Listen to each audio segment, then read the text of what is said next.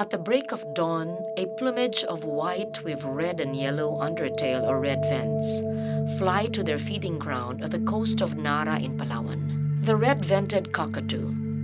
These Philippine endemic birds feed on malunggay seeds, a rich source of nutrients. Locals also reap the benefits from this miracle tree by adding its leaves and fruits to their daily meals. Bumaba na rin ang isang resolution ng Sangguniang Bayan requiring all the residents ng Nara, Palawan na magtanim ng malunggay sa kanilang mga bahay para in support doon sa katala. Pangalawa, in support na rin sa nutrition needs ng ating mga pamilya.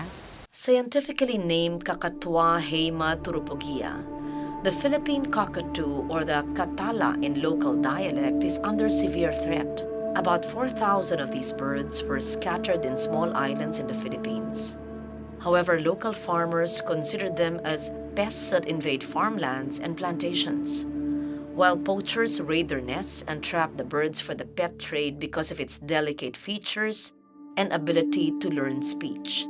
These threats and loss of habitat have contributed to the drastic decline in their population. By 2008, the Philippine cockatoo population dwindled to less than 1,000. Before, they were mostly foraging on rice field, and then eating the rice, so the farmers keep hunting them or killing them, persecution. Also, the destruction of the habitat, the forests, the nesting trees, through logging, kaingin, and then also as pet threat. At yung aming conservation sa Rasa Island ay napaka-importante. Hindi lang yung katala ang aming napoproteksyonan, kundi yung other endangered species, which is identified by the Katala Foundation. Ganon din, naproteksyonan din namin yung mga mangrove at yung paikot na tubig. Katala Foundation is Palawan-based because the stronghold of the population of the Philippine cockatoo is in Palawan. So there's only 1,000 left in the wild all over the world kasi nga it's Philippine cockatoo, it's endemic to the Philippines. We have the category threatened species sa IUCN. Ito yung critically endangered, tapos endangered, tapos vulnerable. Ang advocacy namin is mainly to downlist the species from critically endangered to at least endangered status. After critically endangered, you're extinct in the wild. So if we don't do anything conservation-wise, we don't see the Philippine cockatoo, which is endemic to the Philippines, anymore. Over the past years, the foundation has successfully converted poachers in Rasa Island into wildlife protectors. These rangers now earn a reasonable income by helping grow the population of the red-vented cockatoo. To them, it is an undertaking that is more rewarding than their previous job of raiding the birds' nests. Dati po akong nanguha ng mga katala dito sa Rasa na ito. Dahil po noon, hindi pa bawal po sa dito sa Nara yun. Hindi pa bawal yung manguha. Kaya po kami nanguha dito dahil yan po ang namin bilang buhay dito sa hindi lang katala, yung mga iba pang mga produkto dito. Pagdating ng katala kondisyon, doon kami hinto ng panguha. Dahil po kami nakuha nila na bilang warden dito, bantay. Kaya po na namin na medyo totoo nga ang sinasabi nila na kung hindi namin huntuan yun, maubos talaga yung mga katala dito sa Rasa. Yung poaching kasi dito sa Rasa Island was territorial. When I say territorial, it means the poachers own certain nest trees. So if you are able to convince the poachers to become your allies, what we basically did in 1998, kaya we drastically reduced poaching in 1999. So we saved the hatchlings, all the hatchlings in 1999 kasi wala nang poachers eh. That's why we believe that nest protection or wardening scheme was the efficient strategy to halt the poaching on Rasa Island. Each nest is regularly inspected to record important information in relation to the health and growth of the birds. Kada 5 aldaw, apyaten para maltegan in uno dakil na itilogya. Pag tulo na itilogya o 2, 30 dias bago apyaten si ipugad. Pag naltegan, inakay na siya, namsa na 5 araw i-check uli yung pugad. 5 aldaw, apyaton si ipugad.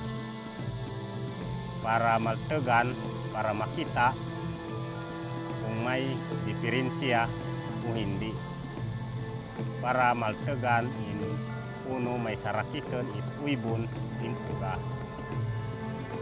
Pag may sakit yung inakay o may miles,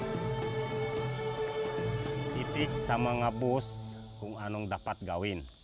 Regular inspections have revealed that climate change is already affecting the coastal habitat of the Philippine cockatoo.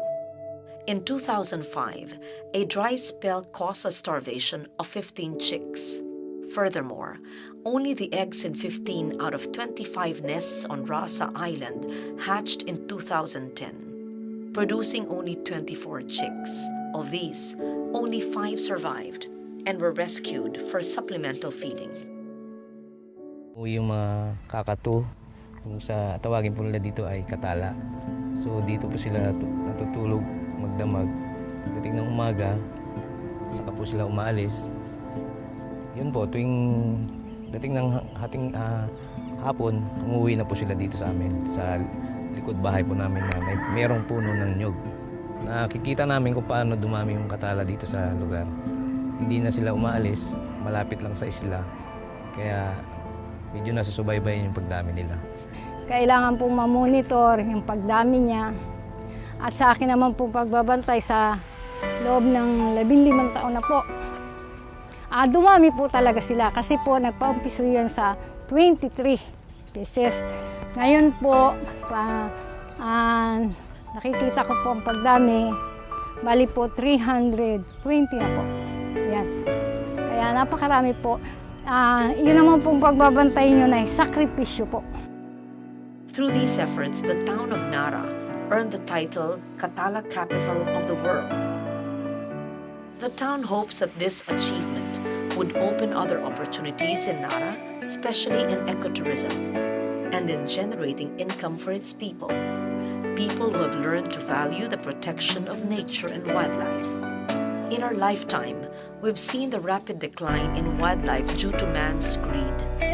But with a change of heart, with the protection of the whole island ecosystem, we now see that even our marine resources are benefiting from the various conservation efforts that are being implemented. As stewards of the environment, we have the duty and responsibility to ensure that the country's rich natural heritage, like the critically endangered Philippine cockatoo, will not only exist in our books, but live freely in the wild.